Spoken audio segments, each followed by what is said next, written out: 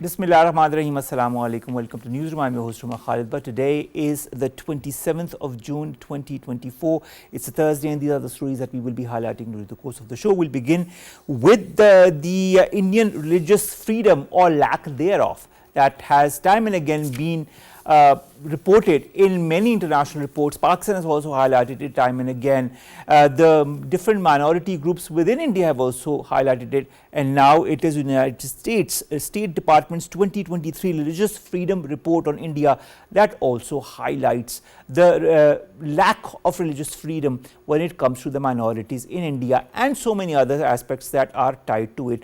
To add to that, there is an Amnesty International report that has recently come out as far as the FATF is concerned, and India not complying with the FATF conditionalities when it comes to the freedom of press or the freedom of civil rights thereof. This is going to be part of our first segment. Our second story, ladies and gentlemen, concerns the heat wave in Pakistan that has engulfed different parts of Pakistan. We're all feeling the brunt of it. In Islamabad, the weather has become slightly better. It's a bit windy, but there are other cities like Karachi where the temperatures have exceeded previous records, and as a result of that, there are many people who are suffering the brunt of it in the wave of heat strokes or other calamities. And we will be discussing with a panel of guests as to what are the reasonings behind it, what needs to be done, and what should be the combined narrative of the government and the people as far as combating this severe heat wave is concerned. Then we'll be talking about a coup attempt that has been foiled in Bolivia. Bolivian President Luis Arce, who is a mild-mannered and former economy minister, has faced down a coup attempt yesterday as the armed forces withdrew after occupying the central square in La Paz and entering the presidential palace. The head of the army in Bolivia has since been taken under arrest, and he's been replaced by a new chief of the army in Bolivia. This also highlights the turmoil that has been happening in Bolivia, because in the couple of 100 years since Bolivia has become independent, there have been around 190 coup d'etats. Then we'll be talking about Harry Potter book cover that has now been auctioned for around 1.9 million US dollars. The original watercolor illustration for the first edition of Harry Potter and the Philosopher's Stone, the book that introduced the world to the bespectacled wizard that is known as Harry Potter, sold for 1.9 million US dollars on Wednesday. This is going to be the lineup for today. Our first story concerns India, the lack of religious freedom, and the US State Department's report on it, and Antony Blinken's statement on it as well. We've been joined by two guests. Let me introduce them to you one by one. In the studios, we've been joined by Barrister Nida Salam. She's a human rights activist. Barrister Sahaba, thank you very much to have joined us. Online, we've been joined by Dr. Asma Shakir Khuwaja Sahaba. She's an executive director of CISS in Azad, Jammu and Kashmir. Thank you very much, Dr. Sahaba, to have joined us. It's a pleasure to have you on board. Let's begin with you, Barrister Sahaba. The US offers a rare criticism of a close ally and partner India. This is not the first time it has happened, but again we see that happening, and this is in a report that was published yesterday on the human rights or the religious freedom in different countries, and that includes India as well. Now, it calls on violent attacks on minority groups, especially Muslims and Christians, including killings, assaults and vandalism of houses of worship. It also said that there were concerns about religious freedom issues that the US had raised with their Indian counterparts time and again as well. Antony Blinken, the US Secretary of State, says, and I quote, "In India, we see a concerning increase in anti-conversion laws, in hate speech, in demolition of mosques, and in places of worship for members of minority faith communities." Will such reports have an impact ever on Indian designs towards the minorities? Because this is not the first time that such a report has come out. But the question is, will this report have an impact? Yes, definitely. Primitively, I would like to utterly condemn religious discrimination, anti-conversion, hate speech, hatred, and demolition of religious institutions.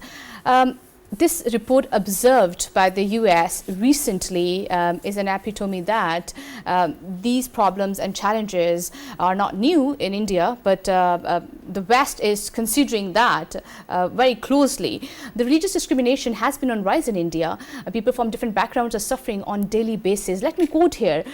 Throughout the year 2022 and 2023, under the umbrella of Modi government, at national, state and local level, they promoted and enforced the religious discrimination policies, including surveillance, unlawful detentions, harassment, and by using their own laws. For instance, Unlawful Activities Prevention Act, Foreign Contribution Regulation Act.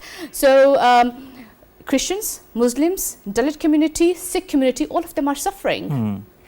I agree with you, but the fact is that this is not the first time that such a report has come out. So I have my certain, reservations regarding what the impact of the report is. But if you say so, let's see what the impact actually will be. Dr. Asma Chakar Khaja Sahiba, before I come to the Muslim minority, which is not a minority, but of course the amount is higher than the number of Muslims that are in Pakistan. Nevertheless, let's come to the Christians. The US Ambassador at Large for International Religious Freedom, Rashid Hussain, has also blamed the Indian police. He says Christian communities have reported that local police have aided mobs that have disrupted worship services over accusations of conversion activities, or stood by while the mobs attacked them and then arrested the victims on conversion charges.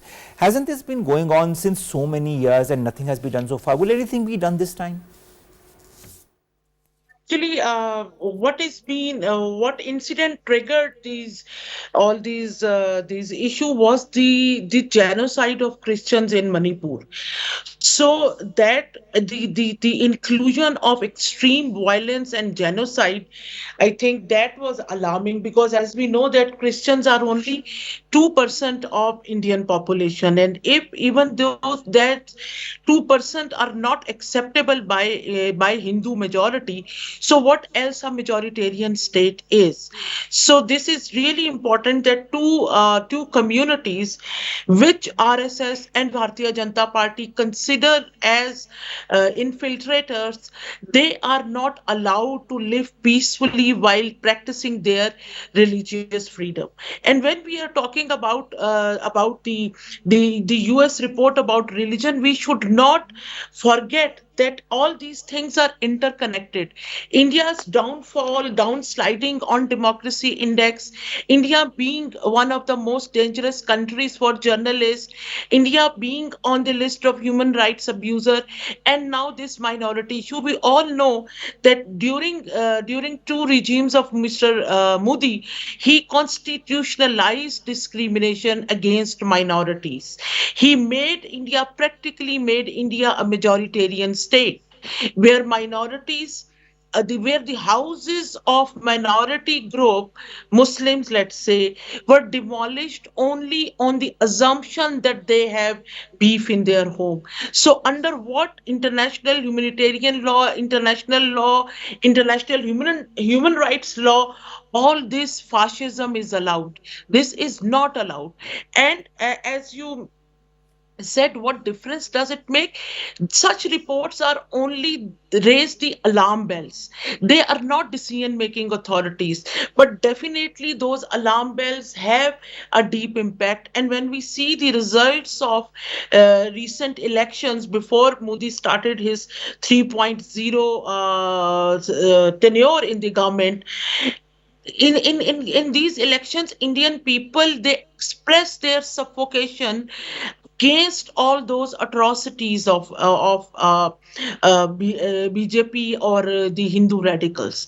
Here it is also important to mention that this policy of majoritarianism by BJP is a manifestation of Indian strategic culture, which does not accept any other human being but Hindu to be the legitimate citizens of this region. So this is really alarming. This is, that International Genocide Commission, they also raised their alarm bells that what is happening in India right now, the information siege, the Goody media, the atrocities, or the way Indian Modi government is managing managing or controlling the media and not allowing any other voices, that India is at the brink of genocide. Why Genocide Commission stated that report?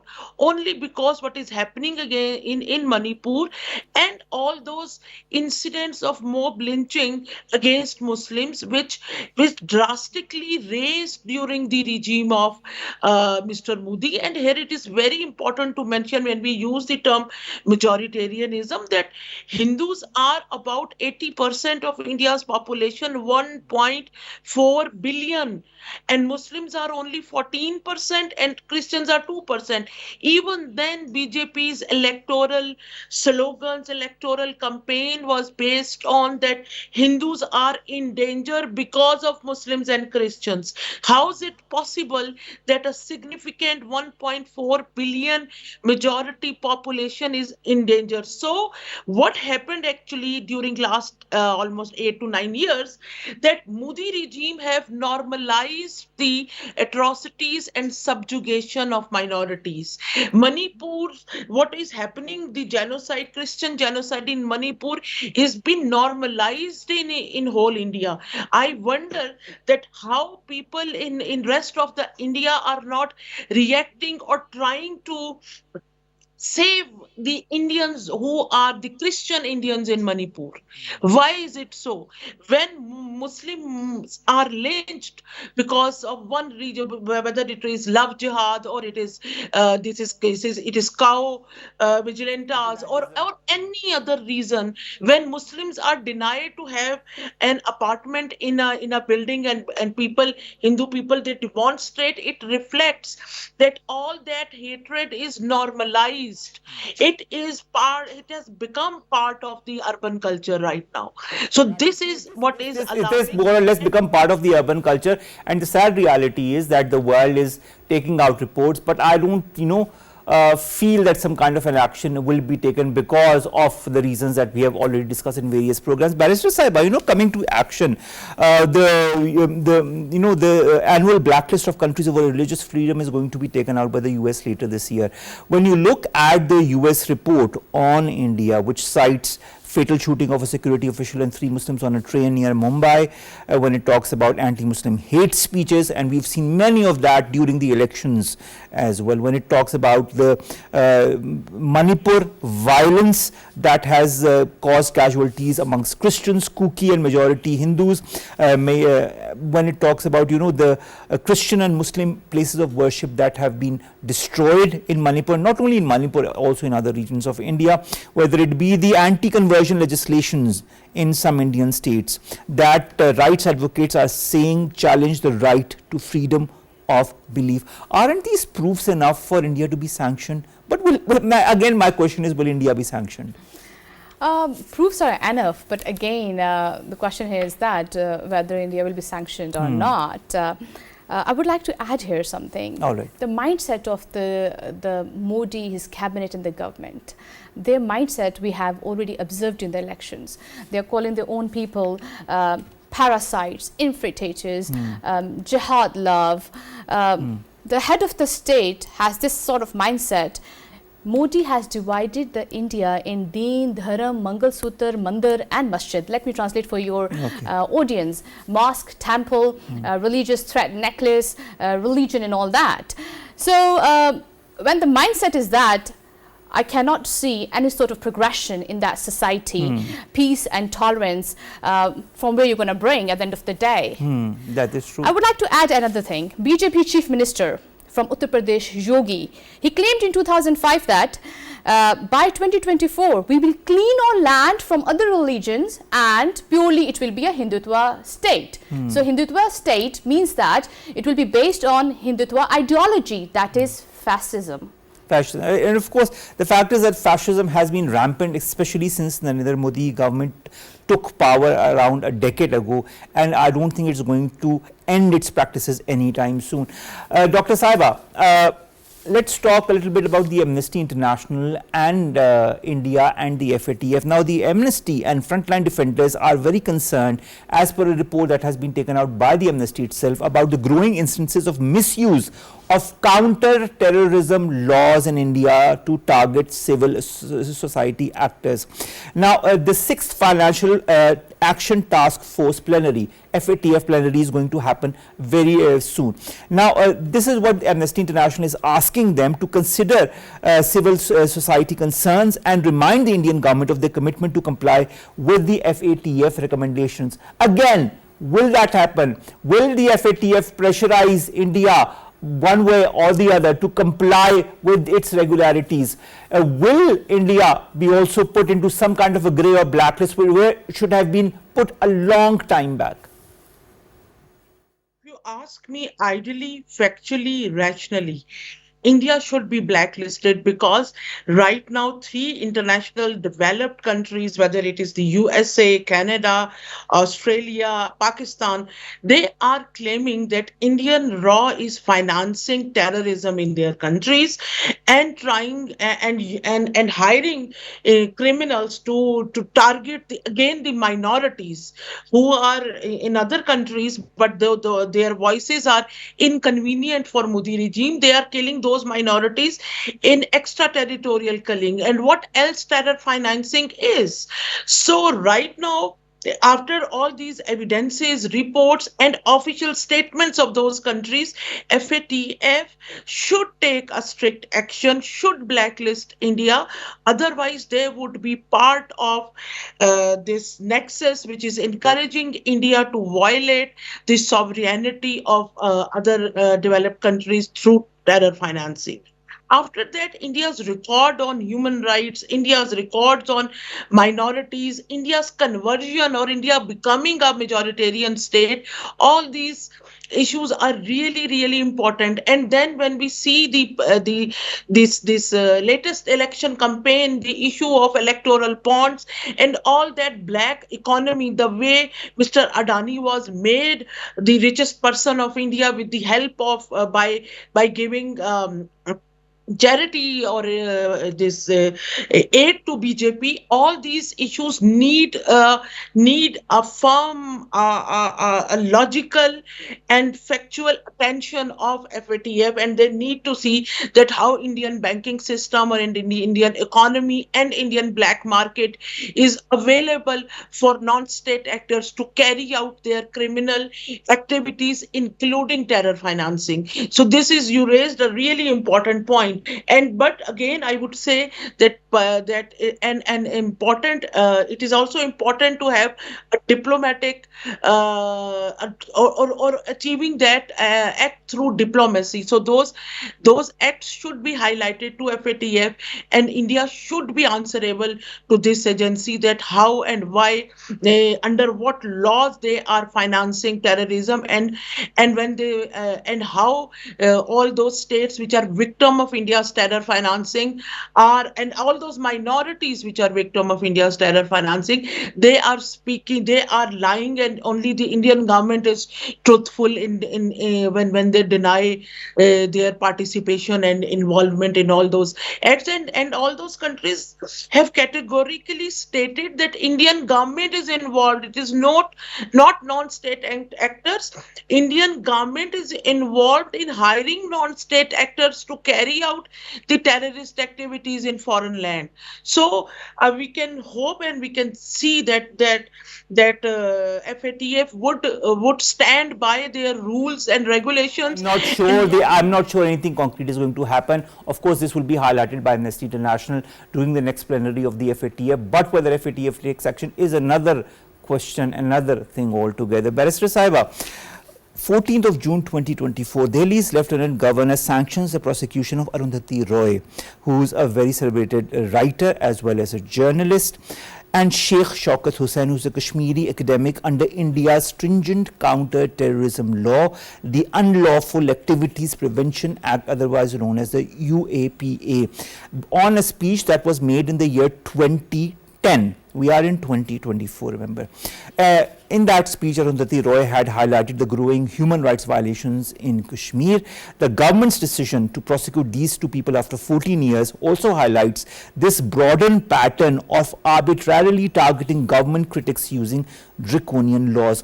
will this weaponization of laws such as the UAPA to target human rights defenders will be taken into consideration, into notice by the FATF?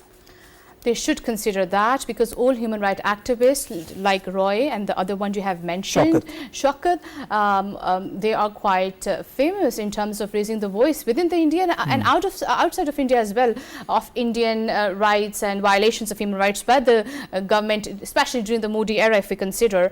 I strongly believe that for how long India will curb the voices. I would like to add here another voice of Indian Kashmiri woman, Sana, who was photojournalist, and during the COVID-19, she represented the violation and all that through the pictures and through her photographic skills. She was not allowed to go to United States for her award to receive, and she was stopped at Mumbai airport. For how long more? This is not 1940s and 60s and 70s. Come on, let people to live, let people to enjoy their taste of life. And if there is, if you're clean and clear like crystal, like Modi government and his cabinet, then why are you scared, and for what you're scared of? That is true. Dr. Saiba, I'd like to understand a little bit about the FATF. In 2010, India's 2010's mutual evaluation report, according to that, the FATF had ranked India partially compliant on special recommendation 2, which pertains to the criminalization of anti-money laundering and countering of terror financing, highlighting UAPA's deviation from international standards in defining a terrorist act. 13 years later, now I'm referring again to the arrest of Arundhati Roy and Shaukat Hussain. The overboard definition continues to exist and is applied arbitrarily to human rights defenders in India. Will the FATF and other member countries that form part of the FATF be able to stop or manage to stop India from its non-commitment to comply with FATF recommendations while preventing misuse of its standards? If they have will to do that, if they would decide to ignore the financial interest, economic interest, and implement the law of FATF, they should pressurize India. They can pressurize India, and they can force India to comply with the legal demands of FATF. And here I would like to add that Arundhati Roy, what in that speech Arundhati Roy said, the sentence which is haunting Indian government is that India itself accepted in the UN Security Council that Kashmir is a disputed territory. And just imagine if, and when you said that they are using draconian law to silence the voices, I would say Modi regime has used the text notices to silent voices. They even issued the text notice to BBC, which telecasted the documentary on Modi's involvement in Gujarat genocide. So FATF has to evaluate rationally all these acts. So I see that if there would be now I think after even reaction of Indian people, voters, it would not be easy for FATF to just ignore all these developments about India, that India is unable, because as you said in 2010 FATF stated it partially, but even today, what they said partially, Modi is more confident, BJP regime is more confident in doing all these illegal activities. So I think that is the right time to stop Modi government and to express the concerns of international community of India being the net insecurity provider, not only in the region, but across the globe as well. Thank you very much, Dr. Asma Shakir Khuwaja Sahiba, to have joined us all the way from the Azad Jammu and Kashmir region to discuss India, whether it be this report on rights of minorities or freedom of minorities, or whether it be the report by Amnesty International on FATF is concerned. Thank you very much to have joined us. Finally, coming to you, Barrister Sahiba, in 2023, India Hate Lab documents 668 hate speech events targeting Muslims, and also says that 255 were in the first half of the year, while the number rose to 413 in the second half, which was a 62% increase. what do you attribute this increase in hate speeches to? Secondly, I'd also like to add to this the Wall Street Journal that says India's BJP has in recent days sharpened its anti-Muslim campaign rhetoric, something that is also being said by India Hate Lab, and also depicts Muslims as they are saying that Muslims have invaded India, they have completely wrecked the depiction of the subcontinent at that time, and then of course calling Muslims as infiltrators, that we have also discussed in the past as well, and human rights group describing India as a dangerous country for Muslims. The US Commission on International Religious Freedom says religious freedom conditions in India have continued to deteriorate. Will this policy, will such an attitude, whether it be hate speeches or environment of hate against minorities, whether they be Muslims or Christians or Dalits or even Sikhs for that matter, whether it be trying to forcibly stop or mute the voices of those who have been trying to tell the truth of what is happening in different parts of India, whether it be Manipur or Indian illegally occupied Jammu and Kashmir. Is this policy going to remain the same? Is it going to intensify, or will there be some curbs which will be imposed by their allies such as the US or by the FATF? The policy of hate speech, the strategy of hate speech of BJP will remain the same, I believe so. And as far as to curb the voices, I think it's not possible. We have seen recently in the elections, the Modi wave or Modiism has been dented dramatically. We have seen the way they have lost, where they wanted to build the Ram temple and all that. Indian Prime Minister is a liar. Indian Prime Minister made falsified claims. He and his cabinet fudge and chisel the innocent, poor and weak citizens from all perspectives, and the results we have seen that he ended up with the coalition government. But the number of seats are less, but the number of seats are there. He still is the Prime Minister, although he has a very strong opposition, the Gandhi group. Yes, and of course now with the head of the opposition, that is Rahul Gandhi. Let's see how the opposition continues to pressurize Narendra Modi and the coalition government in order to stop such practices that include hate, that include persecution of minorities. That only time will tell, Barrister Saiba. Thank you very much to have joined us. That ends our first segment. Our second story, ladies and gentlemen, concerns the heat wave that has engulfed Pakistan, whether it be Islamabad, Lahore or of late Karachi. We've seen the increase in temperatures, and these increase in temperatures that have resulted in many casualties in different parts of the country, including in Karachi. Many international publications have highlighted these increase in casualties. Some talk of 30 to 40, some talk of more than that. But most of these casualties, a lot of people are saying, have been attributed to the heat wave that has engulfed Pakistan. Now, a lot of people are not taking the right precautions. A lot of people have to also work during these excruciating climatic conditions where the heat is not the heat wave is something that we cannot as human beings relate to or absorb or continue to work under these strenuous conditions.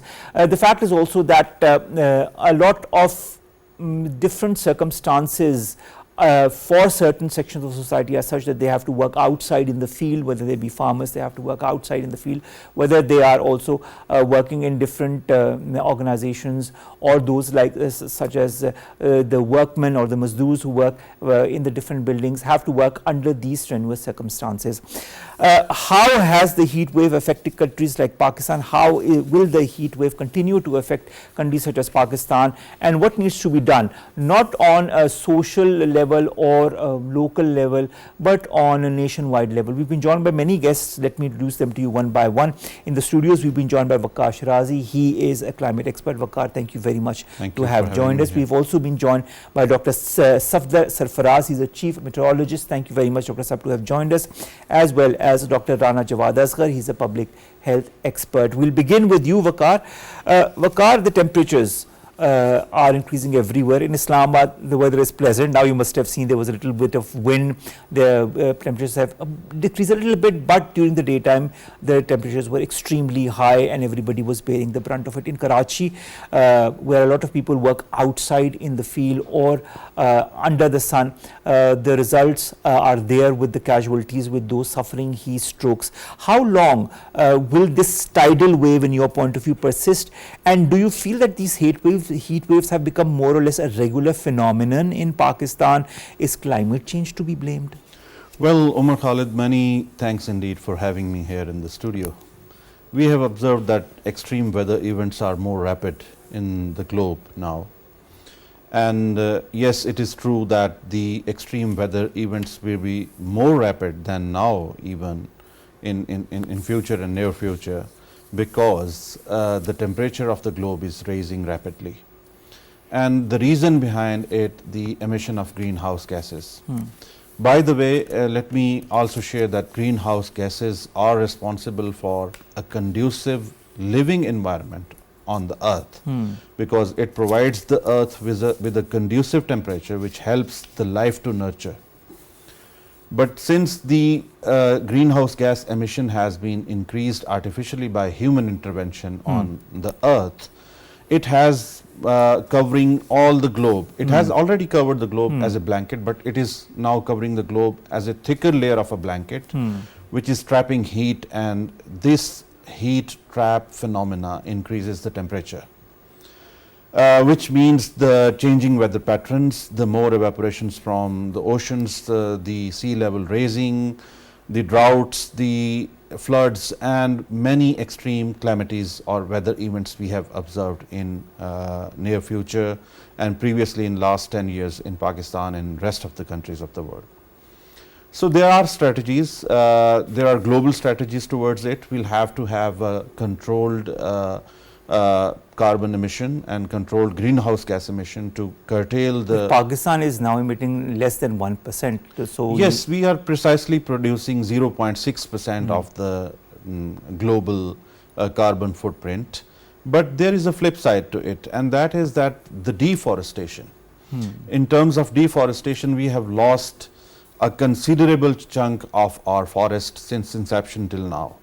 When Pakistan came into being, the proportionate size of forests in Pakistan was considerably higher than we have now. Okay. It means we are rapidly cutting trees. But you know, Waqar, I'd like to understand this deforestation. Does it also affect places such as Sindh, such as Karachi, which are far away from the green areas, such as Islamabad or Lahore, for example?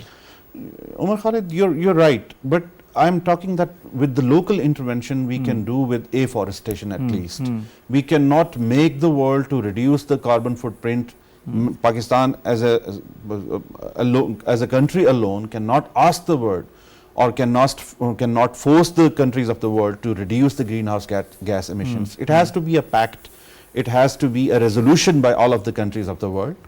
But locally, what we can do, that we can grow more trees, we can further reduce the already reduced amount of greenhouse gas emissions in Pakistan, and we can introduce with the coping strategies at government level to cope up with such extreme weather events in Pakistan and to protect the human lives. All right. Dr. Rana Jawad Asghar Saab also joins us. He's a public health expert. Dr. Saab, long time, and welcome back to Newsroom after a very, very long hiatus. I hope you're feeling well. I hope everybody in the family is fine and not, succumbing to this heat wave that is engulfing Pakistan and different areas of Pakistan. Coming to the heat wave, as a general practitioner and as a message to the general public, what needs to be done by people like us, by laymen like us, to prevent ourselves from the effects of heat wave and these extreme temperatures, even if we have to go out and be under the sun? Thank you very much, Omar. It's a pleasure to be back on the show. I'm just back from an international conference in Australia on global health security. And in that conference, I participated in a panel which was on climate challenge, new climate challenges, and how they are affecting the global health security. And what we discussed there was that we need to now think about resilient housings, resilient public health systems, because the climate change is going to go for that way for at least some time, unless we actually make some concrete efforts to reverse this trend. So this trend of increasing hotter days and hotter months and record-breaking heat waves are gonna stay with us for some time. So how to handle with it and how to manage it. Coming back to your question, I think the biggest thing as a person, what we need to do is to make sure that elderly are protected at a cooler place. Their bodies are not that strong enough to bear those extreme heats. And that's why, if you have noticed, that most of the casualties of recent heat Of a waves, certain age. yes, they are actually what we called above 60 years old, most of them. And because their bodies are now not at the prime position and they need a little more protection from sun as compared to the young guys. But even the young guys need protection, and the basic advice to stay protected in this weather is what our elders told us. Number one, if you have to do some outside work, do it early in the day. Schools used to start very early in summer months in old times. And similarly, if you are outside, you have to go outside, protect, wear a cap and protect your neck from direct sun heat. The second thing is wear loose clothing, and number two, it should not be dark color. And I noticed many people, young people outside, even in this blistering summer days, wearing black clothes. That may be in fashion, but it's not good for the summer, especially those hot days, because they attract sunlight and heat from the sun much more than as someone wearing a white clothes.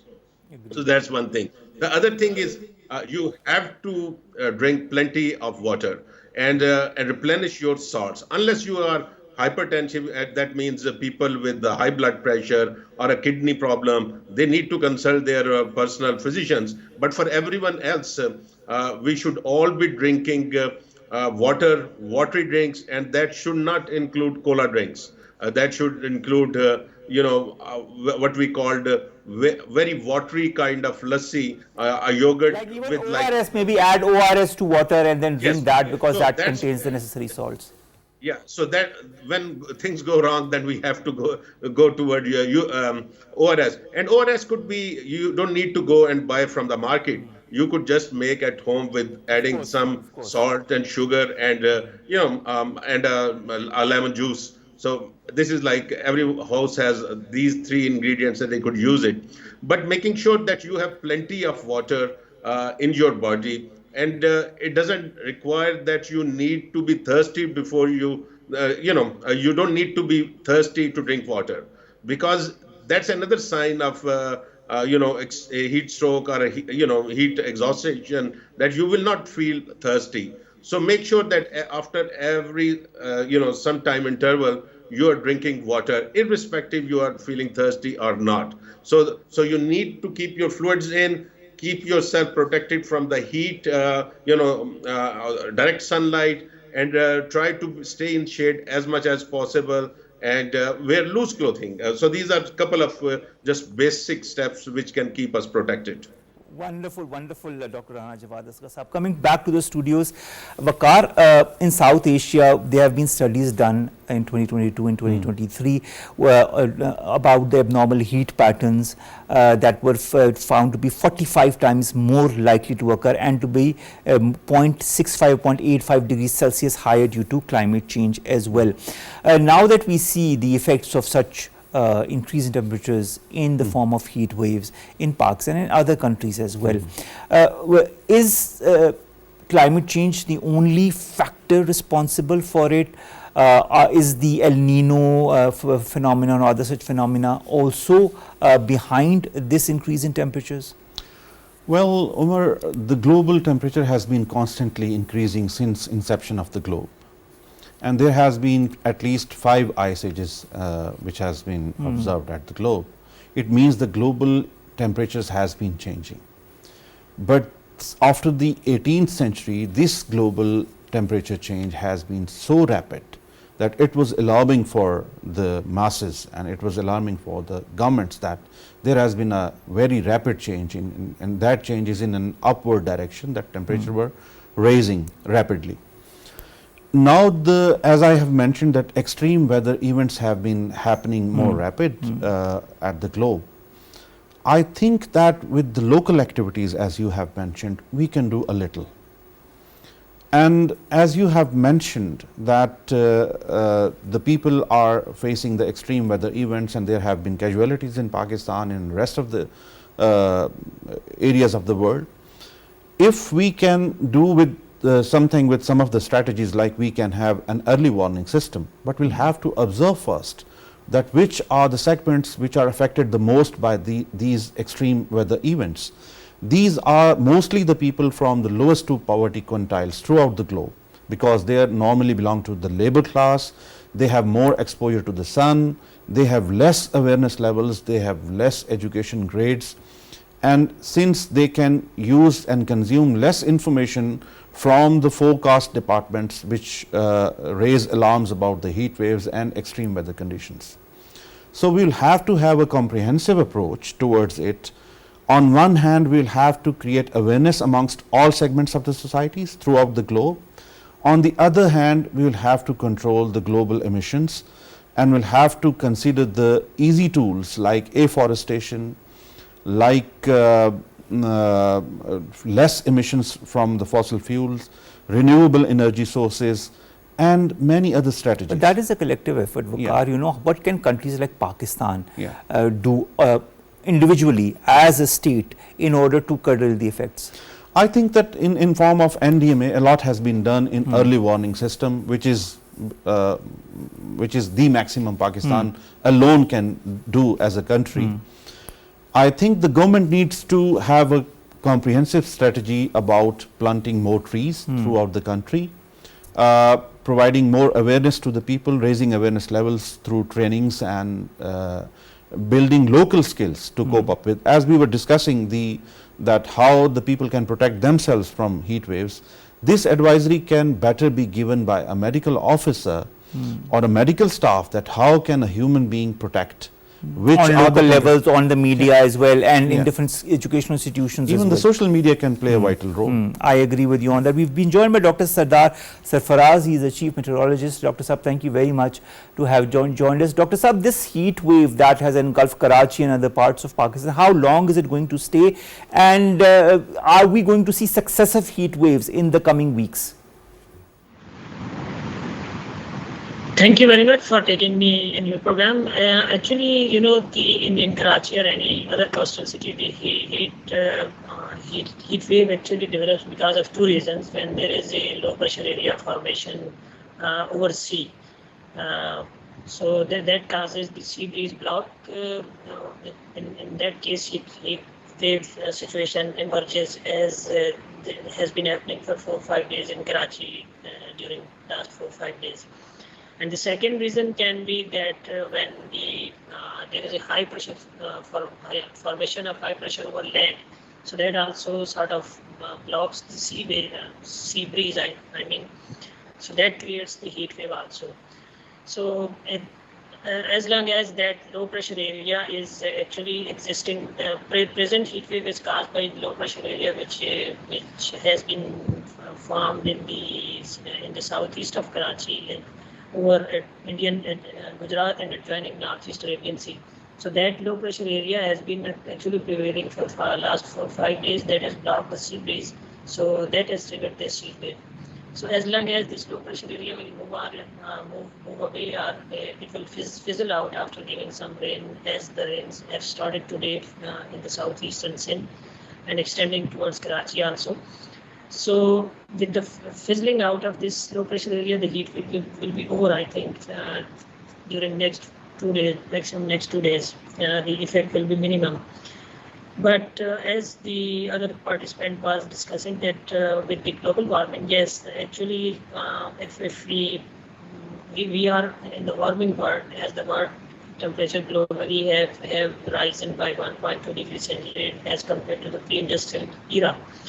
So under warming world now, these events are becoming more frequent and more severe. For example, when it rains, that rain comes harder. When it is heat, that heat becomes more harsh with the already increased in the warming. So that is something that has become actually more frequent as compared to the yesterday. For example, if we go back to 20 or 30 years back, so such phenomena would have been 1 degree cooler than presently we have faced this kind of phenomena. All right, but Sardar, before I end my conversation with you, I'd just like to know: will we be seeing more of such increased temperatures in Karachi, in Sindh, in other parts of Pakistan, in say July and August as well? No, actually, the May and June are the hottest months not only in Karachi but around most cities of the Pakistan. May and June are the hottest months. So we should not expect, and we cannot expect such harsh conditions in the coming months, because from the 1st of July, or from the first week of July, we can say that monsoon rains are going to start regularly. So such type of heat wave we cannot. These phenomena are not common in the month of July and August. But yes, having said that, for coastal cities like Karachi, it is possible that whenever the sea breeze gets cut off because of the formation of some low pressure area, some depression over the ocean, so that again you can face situation like this, but that is not so common in the month of July and August. It is actually more common in the month of May and June. All right, thank you very much for your input. Dr. Rana, Jawad, Asghar, tell me what are the basic symptoms that should make us a bit afraid that we might be suffering from a heat stroke? Sometimes, as you said, we are not even thirsty, but our body needs water and we are moving towards a heat stroke, but we do not have the magic, that symptom of thirst, and so we go on thinking that we are fine, and then all of a sudden the heat stroke strikes us and we could go under complications and be hospitalized, and God forbid something worse could happen as well. What are the starting symptoms that we should be very alarmed by when it comes to heat stroke? Yes, I think if you are out in a hot day and you are feeling heat, the couple of signs should start giving you the warning signals. And one is a little bit of confusion, little bit of nausea. Nausea means you want to vomit. You are feeling sick. Headache, severe headache. Your what we call the cramps. These are the starting signs that your muscles, you feel cramps in your muscles. So these, and then a little bit of headache. So these signs should tell you that you should take care. Once you progress ahead of it, then you had much more confused state. Your body temperature can go up, because once your body is in the beginning phase, your body will try to compensate for the heat, excessive heat. But once your body starts failing its compensatory mechanisms, then you may have a body temperature of up to 104 degrees Celsius, Fahrenheit, which is very high, and you have to take care of that person. The person could be very much confused, severe headache, severe body pains, and that person sometimes, they start losing their consciousness. And if you find that kind of a person, the remedy is to quickly take. Dr. Rana, Jawad, we are a bit short of time. Thank you so very much to have joined us. Thank you very much, Dr. Sardar Sarfaraz, Chief Meteorologist, also to have joined us in the studios. Thank you very much, Waqar, Sherazi, Climate Expert, to have joined us. I would have loved to continue our discussion because I had so much more to ask you, but that will be for another time. Thank you very much to have joined you. To all of three of my guests, let's come to my last two stories. I'm fumbling a little bit. My first story concerns the coup attempt that has been now foiled by Bolivia. Bolivian President Luis Arce has foiled down or faced a coup attempt yesterday as armed forces withdrew after occupying the central square in La Paz and entered the presidential palace. He had won the elections in 2020 in Bolivia, but there was a lot of political turmoil before and also during, and so there was a coup by which has different sources. Some say that it was somehow backed by archers, some others say that it was fought by the opposition. There's so many theories, so many different solutions, but of course with time we'll know and understand what the reality of this thing was. But this said, the journal behind Wednesday's coup attempt has said the government was impoverishing the country, and hence now has been put back, and there is a new head of the army in Bolivia.